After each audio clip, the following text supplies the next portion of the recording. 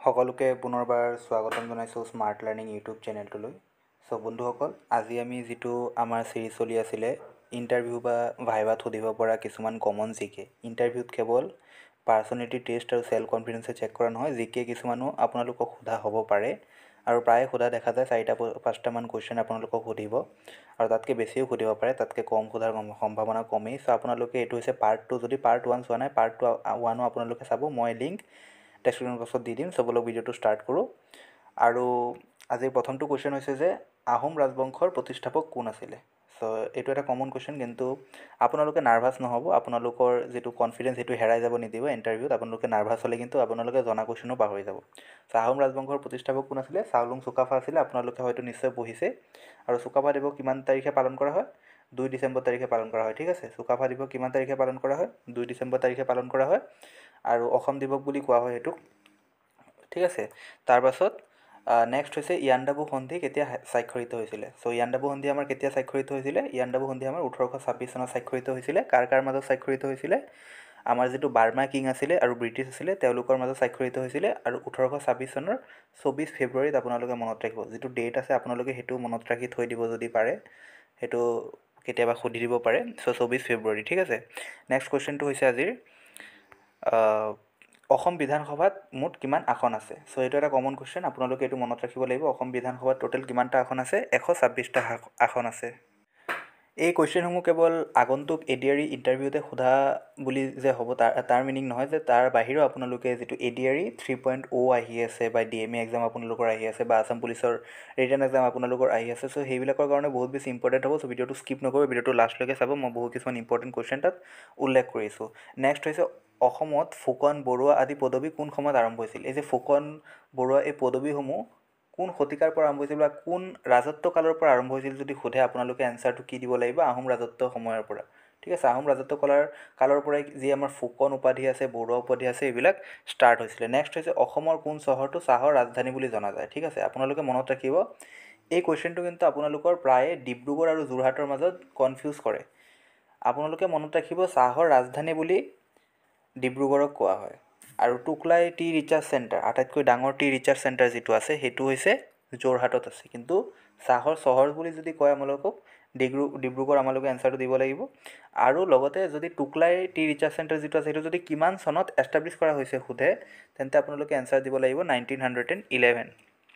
Next হৈছে অসম বিধানসভাৰ প্ৰথম অধিৱেশন কেতিয়া হৈছিলে? অসম বিধানসভাৰ প্ৰথম অধিৱেশন হৈছিলে আমাৰ 1937 চনত।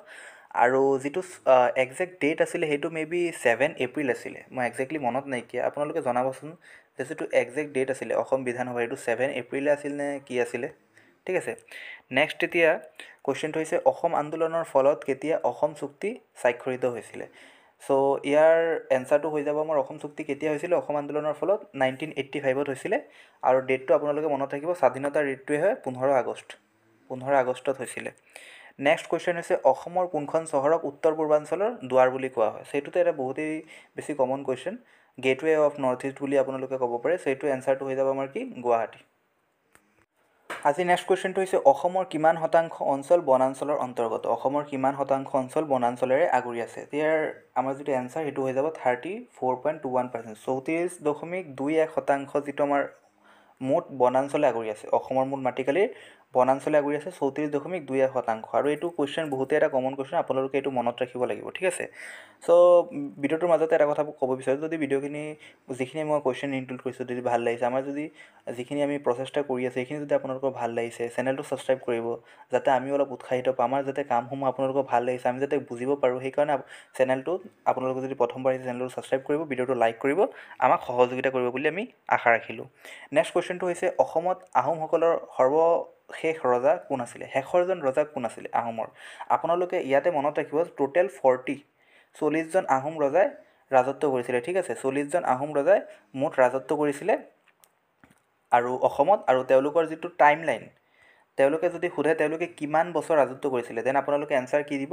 600 বছৰ তেওঁলোকে ৰাজত্ব কৰিছিলে। একজেক্টলি যিটো হয় এইটো 598 ইয়াৰ্ছ হয়। আপোনালোকৰ সুবিধাৰ কাৰণে মই কৈ দিছোঁ, একজেক্টলি কিন্তু 600 বছৰ নহয় হা, একজেক্টলি 600 বছৰ নহয়। যদিও ধৰা হয় প্ৰায় 600 বছৰ, কিন্তু একজেক্টলি যদি আপোনালোকক ক'ব যাওঁ তেন্তে 598 ইয়াৰ্ছ হয়। কেনেকৈ 598 ইয়াৰ্ছ হয় আপোনালোকে চাই লওক। আহোমসকলে কেতিয়া আহিছিলে? চুকাফা পাটকাই পৰ্বত অতিক্ৰম কৰি অসমত প্ৰৱেশ কৰিছিলে 1228, 1228 চনত প্ৰৱেশ কৰিছিলে। আৰু আহোম ৰাজত্ব কেতিয়ালৈকে বৰ্তি আছিলে?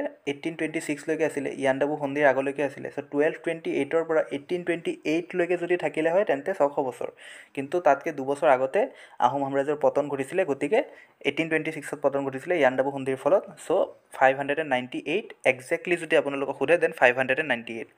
নেক্সট কুৱেশ্যন হৈছে অসমত চাহ কোম্পানী কেতিয়া আৰু ক'ত স্থাপন কৰিছিলে? অসম চাহ কোম্পানী নামটো মনত ৰাখিব, আছাম টি অকশ্যন চেণ্টাৰ যিটো আছে, আছাম টি কোম্পানী, ঠিক আছে, আছাম টি কোম্পানী আপোনালোকে চাব। আছাম টি কোম্পানী কেতিয়া আৰু ক'ত এষ্টাব্লিছ কৰা হৈছিলে? চ' মনত ৰাখিব, ব্ৰিটিছ আমোলতে এষ্টাব্লিছ কৰা হৈছিলে আছাম টি কোম্পানী 1839ত, 1839 চনত এষ্টাব্লিছ কৰা হৈছিলে আৰু লণ্ডনত এষ্টাব্লিছ কৰা হৈছিলে, ঠিক আছে। আজি শেষৰটো কুৱেশ্যন আছিল লাষ্ট কুৱেশ্যন, আৰু আপোনালোকে হয়তো নিশ্চয় জানেই ৰংঘৰ কোনে নিৰ্মাণ কৰিছিল আৰু কেতিয়া? চ' ৰংঘৰ নিৰ্মাণ কৰিছিলে আমাৰ স্বৰ্গদেউ প্ৰমত্ত সিংহই, ঠিক আছে। এইটো আপোনালোকে কনফিউজ নকৰিব, ৰুদ্ৰসিংহই নে প্ৰমত্ত সিংহই। ৰুদ্ৰসিংহই বাঁহ কাঠেৰে ৰংঘৰটো যিটো কাম আছিলে, যিটো আমাৰ ৰংঘৰ বিল্ডিঙৰ যিটো কাম আছিলে সেইটো আৰম্ভ কৰিছিলে, কিন্তু ইটাৰে পাছত ধুনীয়াকৈ আজি বৰ্তমানৰ ৰংঘৰৰ নিচিনা যিটো আমাৰ আৰ্কিটেকচাৰ বনাইছে, সেই আৰ্কিটেকচাৰটোৰ ৰূপ প্ৰমত্ত সিংহই দিছিলে।